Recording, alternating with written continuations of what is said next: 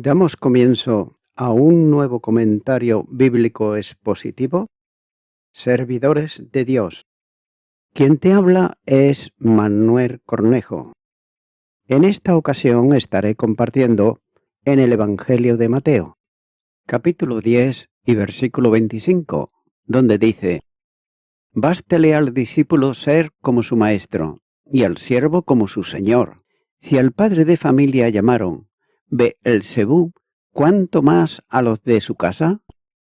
Jesús le está aquí recordando a los discípulos la meta máxima para su vida, que sería llegar a ser como, es decir, semejante al Señor, ya que es imposible llegar a ser como Él, esto es, igual al Señor, pero debe de procurarse alcanzar, por otro lado, la máxima dimensión de semejanza con Él, ya que el propósito del Padre es que cada creyente sea hecho conforme a la imagen de su Hijo. Romanos capítulo 8 y versículo 29 dice: Porque a los que antes conoció, también los predestinó, para que fuesen hechos conforme a la imagen de su Hijo, para que Él sea el primogénito entre muchos hermanos. El discípulo está llamado a seguir al Maestro.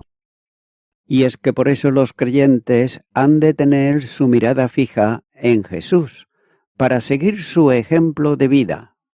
Los ojos del cristiano deben de estar centrados siempre en el Señor. Hebreos, capítulo 12 y versículo 2 dice: Puesto los ojos en Jesús, el autor y consumador de la fe, el cual, por el gozo puesto delante de él, sufrió la cruz, menospreciando el oprobio, y se sentó a la diestra del trono de Dios. De la misma manera, el sentir del Maestro debe de impregnar la mente del discípulo en una identidad de pensamiento con él, resultado y obra de la regeneración, en donde Cristo es implantado en él, creyente, por la acción del Espíritu Santo, y por tanto es posible demandar que haya en él mismo sentir que hubo también en Cristo Jesús. Filipenses capítulo 2 y versículo 5.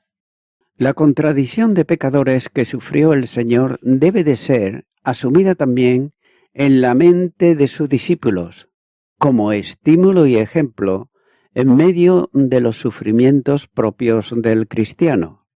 Hebreos capítulo 12 y versículo 3 dice: Considerad a aquel que sufrió tal contradicción de pecadores contra sí mismo, para que vuestro ánimo no se canse hasta desmayar. Por otro lado, el cristiano debe de tener como meta en su vida ser semejante al Señor en cuanto al servicio, ya que el que es Señor de señores vino para servir. Quien como Dios tenía el derecho de ser servido por toda su creación, rehusó a sus derechos para asumir la condición de siervo y entregar su vida en servicio de salvación.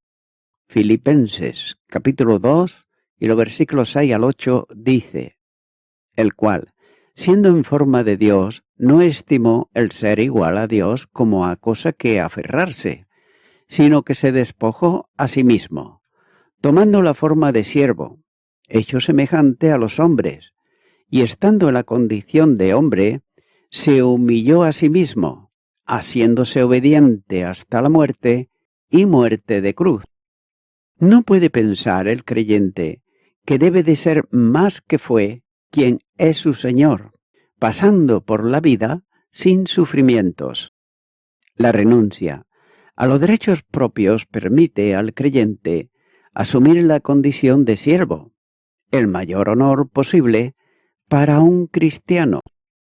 La primera carta a los Corintios, capítulo 4 y versículo 1, dice: Así pues, tengamos los hombres por servidores de Cristo y administradores de los misterios de Dios.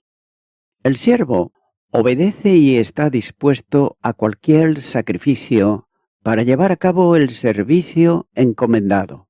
Así también, el creyente, al servicio del Señor, debe de asumir el mismo pensamiento, ya que no ha de buscar el desprecio y el sufrimiento, pero debe de estar dispuesto a considerarlo como una situación propia de la vida de siervo. Note que Cristo recuerda a los discípulos el maltrato despectivo que había sufrido de los judíos, que le habían puesto el sobrenombre de Belcebú. El de esta manera. Note que no se lee en el Evangelio que le llamaran a él de esta manera, pero sí lo vinculaban con Belcebú, como fuente de poder operativo en sus milagros, como señala el capítulo 9, versículo 34. Por otro lado, la palabra Beelzebú es una expresión aramea que equivale a Dios del estiércol. Algunos la traducen como príncipe de las moscas.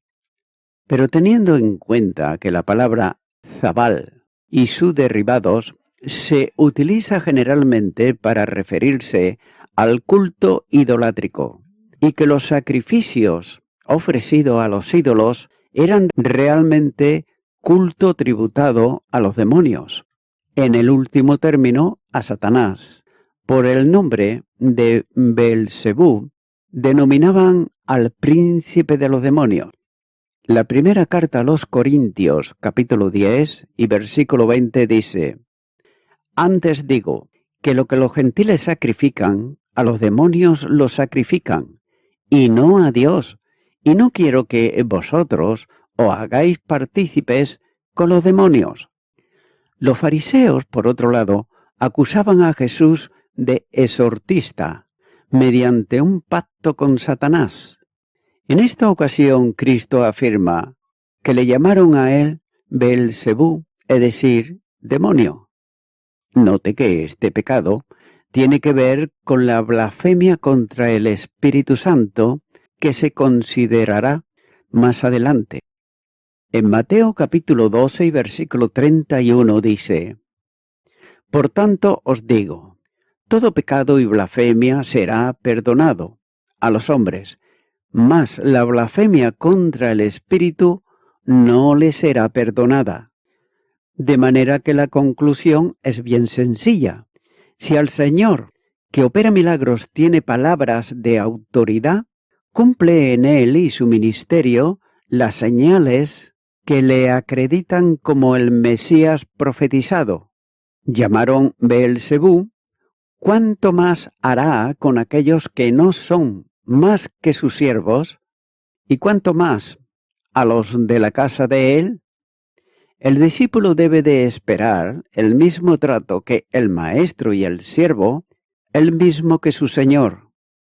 Continúa ahora con el versículo 26, donde dice: Así que no le temáis, porque nada hay encubierto que no haya de ser manifestado, ni oculto que no haya de saberse. El Señor procura alejar cualquier temor de los discípulos, tal vez un poco inquietos ante la perspectiva de dificultades y peligros que le había hablado. Por ello le dice: así que no le temáis. Y note que con estas palabras le ofrece otra razón por la que no deben de temer a los enemigos ni a sus calumnias. Las amenazas y maledicencia de los adversarios no deben de causar temor al creyente que sigue a Jesús, porque son asuntos temporales y pasajeros. También, las persecuciones y conflictos se mantienen, como dice, por un poco tiempo. Note que esta prueba y dificultades son permitidas mientras sean necesarias.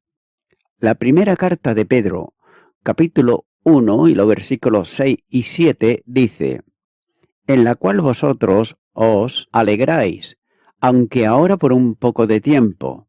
Si es necesario, tengáis que ser afligidos en diversas pruebas, para que sometida a prueba vuestra fe, mucho más preciosa que el oro, el cual, aunque perecedero, se prueba con fuego, sea hallada en alabanza, gloria y honra cuando sea manifestado Jesucristo. Tengas en cuenta que todas estas aflicciones fortalecen la fe del creyente, afirmándola y fortaleciéndola. Santiago capítulo 1 y los versículos 2 al 4 dice: Hermanos míos, tened por sumo gozo cuando os halláis en diversas pruebas, sabiendo que la prueba de vuestra fe produce paciencia, mas tenga la paciencia su obra completa, para que seáis perfectos y cabales, sin que os falte cosa alguna. Las persecuciones traen, al final, una corona de vida, como señala Apocalipsis capítulo 2 y versículo 10. Y note que otra razón para no temer es que es por un poco de tiempo. Los enviados del Señor son perseguidos y acusados falsamente delante de las autoridades. Incluso soportarán el castigo en lugares donde se practica la religión y por tanto debieran de estar repletos de gracia y misericordia, todo ello con acusaciones falsas, acusándolos de malhechores, como señalan los versículos 17-18, la primera carta de Pedro, capítulo 3, versículo 16. Pero sin embargo Dios manifestará a su tiempo la mentira de los hombres y la justicia del fiel. Primera carta de Pedro, capítulo 4, versículo 5, dice: Pero ellos darán cuenta al que está preparado para juzgar a los vivos y a los muertos, ya que ninguna mentira quedará oculta a los ojos de Dios. Mateo capítulo 12 y versículo 36 dice: Mas yo os digo que de toda palabra ociosa que hablen los hombres, de ellos darán cuenta en el día del juicio. Pudiera ser que el justo calumniado parta de esta vida sin que haya visto resplandecer la verdad de su conducta y avergonzados a los calumniadores. Pero llegará el día en que los infamantes serán juzgados y recibirán el castigo que merecen sus hechos, mientras que los justos, infamados, resplandecerán eternamente en la presencia de Dios.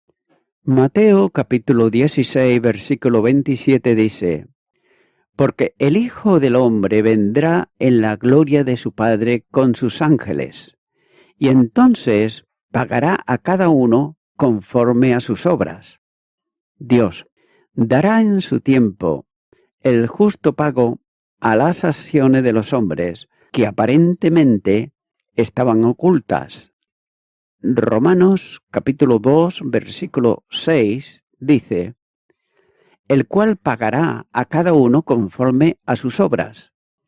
La vida del justo, acusado y perseguido, está segura con Cristo en Dios. Colosenses capítulo 3, versículo 3 dice: porque habéis muerto y vuestra vida está escondida con Cristo en Dios. Note que esta vida será manifestada con Cristo. Colosenses capítulo 3, versículo 4 dice: cuando Cristo, vuestra vida, se manifieste, entonces vosotros también seréis manifestados con Él en gloria.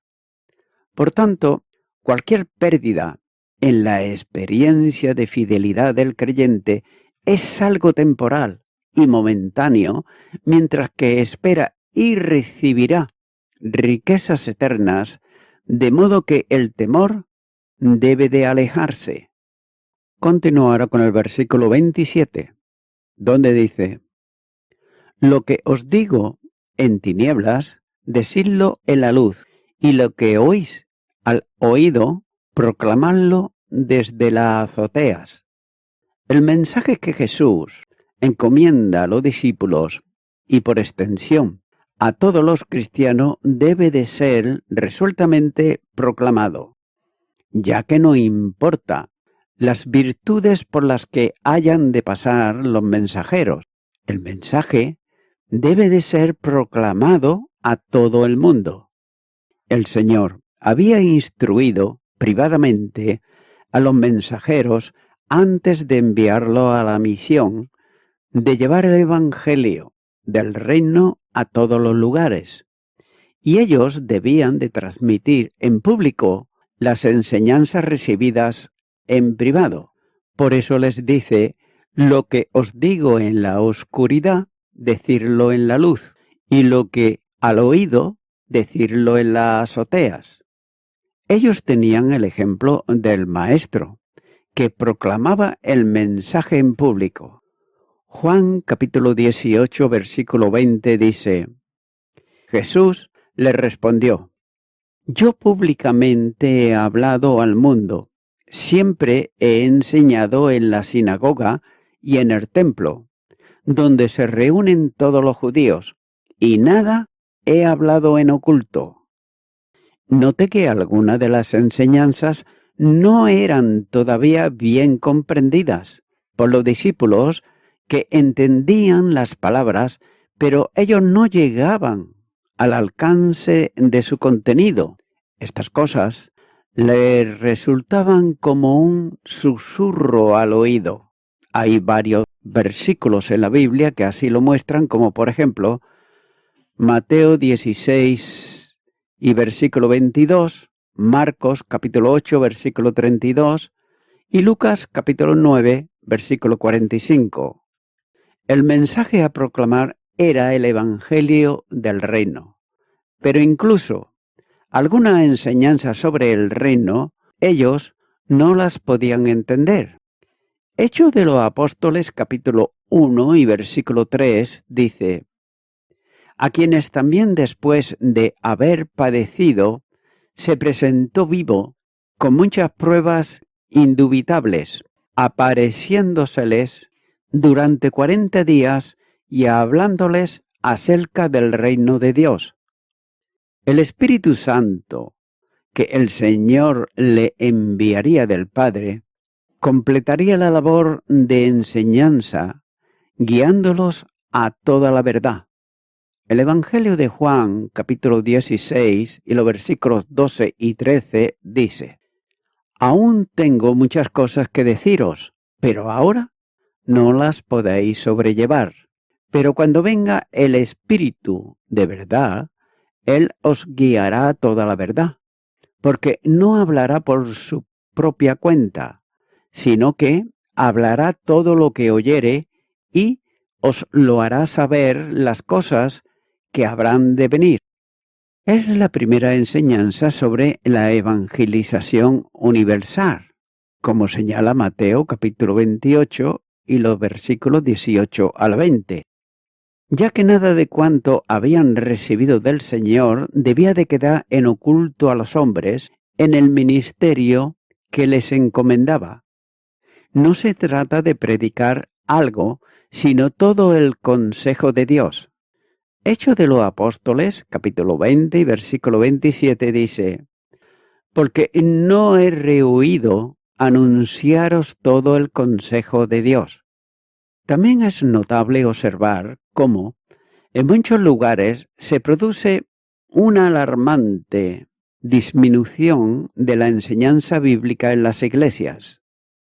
La instrucción plena de todo el contenido bíblico se ha ido reduciendo a la exposición, si así puede llamarse, de fragmentos de la Escritura. Los cristianos carecen de una correcta introducción que generalmente produce un debilitamiento que permite al enemigo introducir en la iglesia doctrinas que no son bíblicas. Los creyentes, en un marcado infantilismo, son llevados de un lado a otro por vientos de doctrinas que soplan en las congregaciones y que no pueden ser detectadas por falta precisamente de formación bíblica.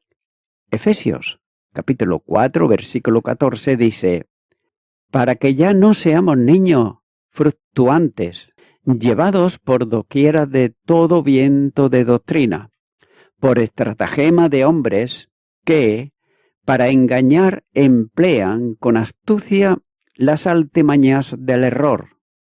Note que hay creyentes que están ejerciendo ministerio de enseñanza, pero sin embargo no conocen todo el contenido de la Escritura. También, muchas congregaciones no han oído una exposición sobre algún libro de la palabra y jamás tuvieron un estudio sistemático de ella. La enseñanza de Jesús debiera de servir como elemento de reflexión al liderazgo de las iglesias locales para tomar un decidido camino en la enseñanza de la Escritura. Y todavía más, el Evangelio es un mensaje doctrinal, por cuanto procede de Dios mismo. Mucha de la evangelización actual descansa en relatos sobre experiencias personales, transformaciones asombrosas, emociones y otras muchas cosas semejantes, pero no se establece firmemente anclada en la exposición de la palabra de Dios para salvación, a fin de dar una base sólida a la fe del oyente. El Evangelio bíblico no puede apartarse de la enseñanza que Jesús dio a los apóstoles y que éstos transmitieron en las epístolas. Jesús mandó a aquellos primeros evangelistas que al ir por todo el mundo predicando el Evangelio, hiciesen discípulos en todas las naciones. Mateo capítulo 28 versículo 19 dice: enseñándoles todas las cosas que había mandado, de manera que no es difícil encontrar convertidos a Cristo que no han tenido un discipulado de instrucción sobre las doctrinas fundamentales de la fe cristiana. Y voy concluyendo con esto. Los enemigos de Cristo pueden perseguir a su pueblo solo dentro de los límites que Él ha establecido. Como Cristo está a cargo de nuestra vida, no tenemos que temer a quienes se nos oponen por causa de nuestra fe y de la fiel confesión del Evangelio de Cristo. Así que podemos proclamar con valor todo el consejo de Dios. También podemos proclamarlo desde las azoteas, sabiendo que nuestro Señor reconocerá el fiel servicio que le prestamos a Él y a su reino, y en el día del juicio reconocerá también delante de todas nuestras obras. Amigo y amiga oyente, al mismo tiempo, a los que se han opuesto y han rechazado el Evangelio salvador de Cristo, los señalará públicamente sin que tengan excusa por su incredulidad. Ahora bien, la pregunta es: ¿eres tú un opositor del Evangelio de Cristo? Si es así, no lo demores más, ya que luego no tendrás ninguna excusa que te pueda salvar. Pero ahora sí, a través de la oración y del arrepentimiento, puedes acercarte al Señor y pedirle que te salve. Si no sabes cómo hacerlo, te puedo guiar en una oración sencilla como esta. Repite conmigo y di: Señor Jesucristo, vengo ante ti en arrepentimiento, pidiéndote perdón por todos mis pecados, de los cuales me arrepiento. Ahora te abro mi corazón y te recibo como mi Salvador. En tu nombre, amén. Amigo y amiga oyente, si tú has hecho esta oración de corazón Te recomiendo que comiences a orar a Dios, en primer lugar, en el nombre del Señor Jesucristo. Orar a Dios no es rezar, sino que es hablar con una persona. También te recomiendo que leas la palabra de Dios y lo hagas a diario. Comienza, por ejemplo, con el Nuevo Testamento. Y también, por último, te recomiendo que para que puedas crecer espiritualmente, te congregues en una iglesia cristiano-evangélica, donde se predique, se enseñe y se practique la sana doctrina y la palabra de Dios. Congrégate ahí y con el tiempo podrás crecer espiritualmente y también servir al Señor Jesucristo. Que Dios te bendiga. Y a toda la audiencia, nuevamente ya me estoy despidiendo de todos ustedes y será hasta el próximo programa. Que Dios os bendiga a todos.